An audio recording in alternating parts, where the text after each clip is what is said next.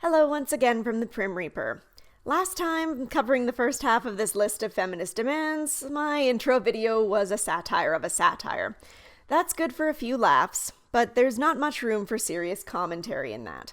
This time, I'd like to take things a little bit more seriously, because as much as we love to have some jollies at the expense of some of the silly things that feminists ask of both men and women alike, somehow these silly things are managing to have demonstrable and very negative effects on men's mental health in a variety of ways.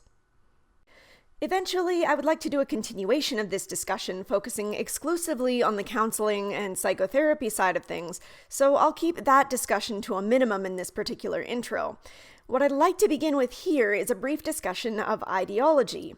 Now, I found a fantastic discussion on ideology by John Levi Martin that I will link for you in the low bar. The article discusses several great points on the notion of what constitutes an ideology, including the often idealized and abstract nature of these beliefs. People who formulate their political views are often doing so in a way that allows them to envision their views in a perfectly executed manner, separate from the realities of our world. Which might explain how so many people have come to have this rose-colored view of the idea of communism these days. Oh, if only the right person came along and organized it all, it would be perfect and we would all have perfect equality and sing Kumbaya. The article also discusses how these individuals use these idealized notions not only to participate politically in their communities and establish allegiances with certain political parties that often fail to perfectly match up one-to-one with their views, but also how these individuals determine a suitable enemy that they can rally against. A great line from this paper that summarizes this is, "The argument here is that what ideology is actors' theorization of their politics. That is, it is their attempt to come up with an abstract representation of the political alliance system in which they are in and the nature of their opponents. They may be logically inconsistent, but are politically consistent, and teleologically consistent, when they develop a set of vaguely interrelated themes that help them always orient to their friends in a positive manner, and to their enemies in a negative manner." Page 26. Another important point made in this article is that those who do not hold to the extremes of their political view are necessarily going to be seen as less significant than those who do. The exact words that Martin uses is that they are hampered as political actors. So how does this all relate back to the feminist demands made of men? Well, it's quite simple. Feminism is an ideology. It is an ideology that, whether or not a given individual claims that it stands for equality, believes at its core that men are in a position of power and that women are in a position of weakness, disprivilege, or victimhood status.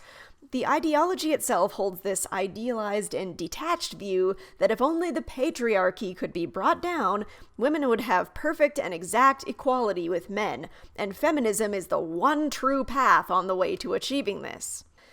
This is the reason why you often see these sorts of individuals being more concerned with women holding the label feminist than with women holding the view that women are equal to men but calling themselves non-feminists or even anti-feminists. It's also the reason that people firmly marinated in this ideology will continue to see ever-increasingly minimal inequities for women, despite their increasingly privileged status in Western cultures, and will refuse to even entertain the idea that there are areas where, hey, men might actually need a helping hand up too. No, because of their firmly entrenched view of women as low-tier status, the particularly radical adherents of feminism will always see the patriarchy, read men, as their political enemy. And because men are seen by these individuals as belonging to this negative category, mistreatment of those in the negative category will not only be seen as acceptable by these radicals, but it will even be lauded in some cases. And, as Martin mentioned previously, because those holding more moderate views that challenge this idea will be hampered as political actors and will therefore fall by the wayside, and the extreme political views will generally rise to the top, this kind of negative treatment of men will become ever more common as feminism as a political ideology becomes more mainstream. We can already see plenty of examples of this in the media, in the kinds of political movements that people are pushing, in the workplace, and in areas of higher education.